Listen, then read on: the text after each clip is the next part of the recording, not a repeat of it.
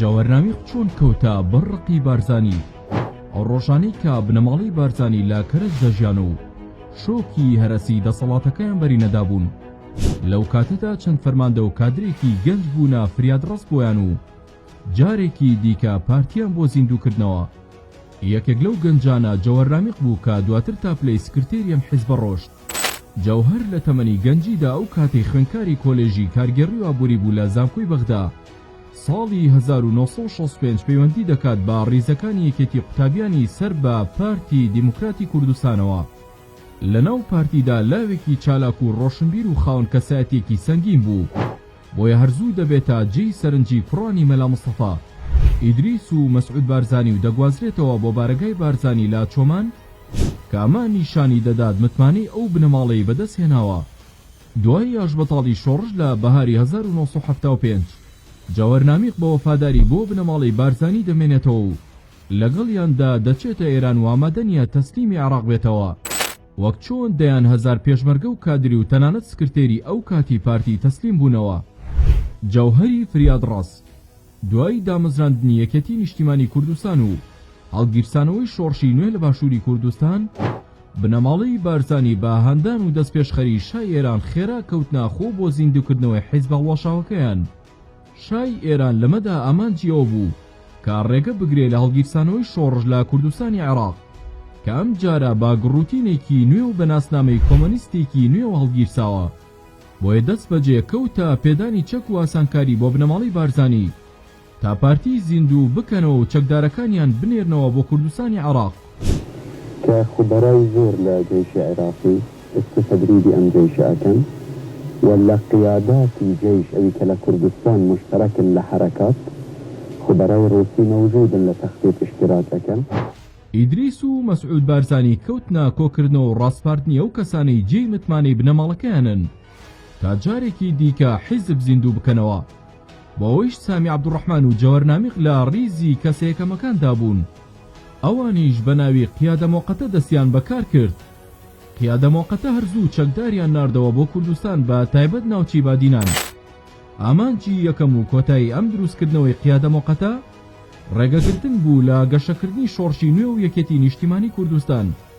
هەر بۆیە تا چەند ساڵیش دوای دروستکردنەوەی قیادە مۆقەتە ئەم هێزە هەرگیز ڕوبەڕووی سوپای عێراق نەبووەوە. لەم سەرکردایەتیەدا جەوەرنامیق ڕۆڵی بەرچاوی هەبوو. سەرکردایەتی مەیدانی بادینا سپێردرا بوو بەو ئەویش لێبڕاوانە کەوتە سازانی پێشمەرگە و زیندووکردنەوەی ڕێخستناڵۆشاوەکەی پارتی سەردەمی مەلا مستەفا بارزانی. جەوهەر دڵسۆزان ئارکەکانی ڕادەپەڕاند. هەرچەندە قیادە مۆقەتەوە خۆی نیشان دەدا کە ئەم جارە بە هێز و تینێکی تازە و دیدێکی نوێ پارتی زیندوو دەکەنەوە، بەڵام لە ناوەڕۆکدا هەمان حیزبەکەی پێشوو بوو. لە هەناویدا هێشتا هەڵگری کینە و دووبەرەکی و شەڕی ناوخۆ بوو. لەسەر دەستی قیادە مۆقەتە کارەساتی هەکاری ڕوویدا کە یەکێکە لە ڕووداوە خوێناوی و تراژیدیاکانی شۆڕشی نوێی کوردستان و سەدان پێشمەرگە و فەرماندە و سەرکردەی لە خۆبردووی دوای ئاژبەتاڵ با کۆمەڵ کوژران لە لووتکەی یەکەم پەرلەمانی کوردستاندا. دوای هەڵبژاردننی 1992 پێکێنانی یەکەم پەرلەمان لە مێژووی کوردستاندا جەوەرنامیق بە سەرۆک هەڵبژێردرا. یەکەم خولی پەرلەمان زۆر زەحمەت بوو بۆ ئەو کەسەی سەرکردایەتی دەکرد، چونکە ئەم جارە ململانێ خوێناویەکانی شاخ گوازراوەتەوە بۆ ناو ئەم بینایە. بەڵام بە شێوازێکی تر لێرش فراکسیۆنە دژبێکەکان هەمان ئەو پێشمەرگانن لە شاخ فیشەکیان بە یەکترەوە دەنا. بەشێک لە ئەندامانی یەکەم خولی پەرلەمان دەڵێن سەرۆکایەتیەکەی جەوهەرنامیق تا ڕادێکی زۆر هاوسەنگی تێدا بوو.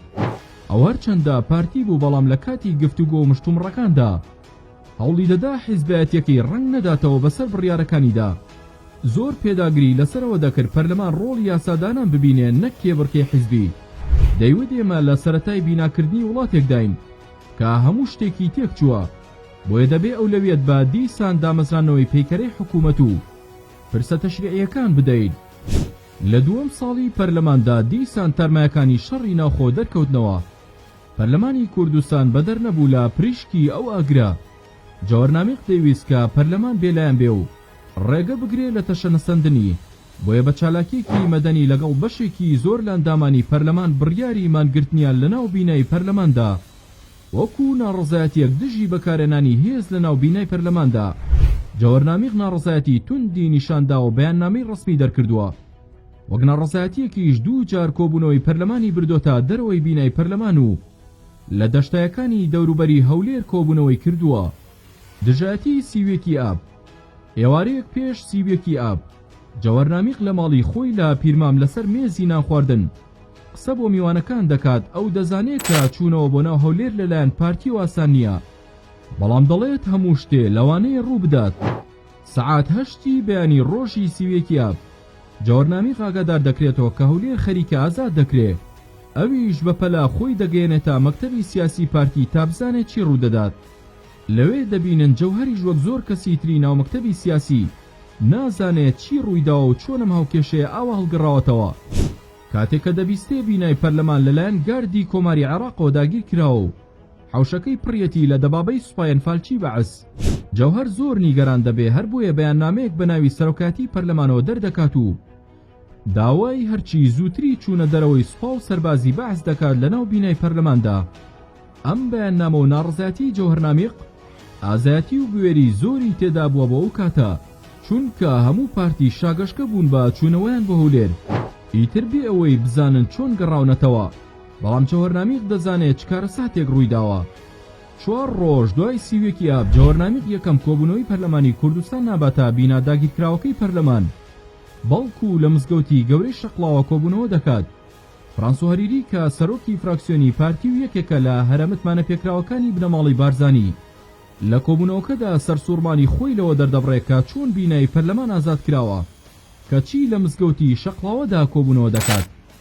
جەوهەرنامیق دەڵێت بیناکە داگیر کراوە لەلایەن سوپای بەعسەوە، سەربازەکان سوکایەتیان بەو بینایە کردووە و چەند ژوورێکیان کردووە بە ئەو دەست. بۆ من فەرق ناکات کێ داگیری کردووە، هەر لایەنێک داگیری بکات من دژی دەوەستمەوە. من دژی ئەوە بووم چەکدارانی یەکێتی داگیریان کرد. ئێستا پێم ئاسایی بێ سوپای عێراق داگیری کردووە و سوکایەتیشی پێ کردووە، بۆی ئامادە نیم لە بینایەکی داگیرکراودا کۆبوونەوەی پەرلەمان بکەم. دوای ئەم کۆبوونەوەی و ناڕزایەتی فراکسیۆنی پارتی لە سەرۆکەکەی کاندامی مەکتەبی سیاسی خۆیانە، جەوهەرنامیق دەڵێت من دەزانم ئەم هەڵوێستەم باجی قورسی بەدواوەیە، بەڵام باکم بە باجی وانیە لەسەر هەڵوێستێکی بەم جۆرە. کۆتایی ساڵی 1999 کتوپڕ جەوهەرنامیق لە سەرۆکی پەرلەمان لا دەدرێ و دەکرێ بە سکرتێری پارتی. جەوهەر خۆی وتوێتی ئەو بڕیارم زۆر پێ ناخۆش بوو، دەمی سەرۆکایەتی ئەم خولا تەواو بکەم تا هەموو ئیشەکانی پەرلەمان بخەمە شوێنی خۆی، بەڵام لە ناکاو بڕیاری گۆڕینم لە سەرۆکایەتی درا و کرام بە سکرتێری مەکتەبی سیاسی. جامی تووڕەی بارزانی دەڕژێ لە سەروبەندی ئامادەکاری بۆ گەڕانەوەی ڕەخسەکانی پارتی بۆ بەغدا دوای ڕووخانی ڕژێمی سەدام حسێن کە جەوهەرنامیق و مەلەفەی بەڕێوە دەبرد. مانگی نیسانی 2003 ڕۆژێک لە کۆبوونەوەی مەکتەبی سیاسی پارتیدا جەوهەرنامیق ئاماژە بۆ دەکات کە پارتی زۆر درەنگ کەوتووە لە چوونەوە بۆ بەغدا. مەسعود بارزانی بە ڕوویەکی گرژەوە بە جەوهەرنامیق دەڵێت وانیە و شت کراوە، بەڵامی ترەوە زۆر ئەنانین و وا دەزانن شتێک خۆتان نەیکەن ئیتر هیچ نەکراوە.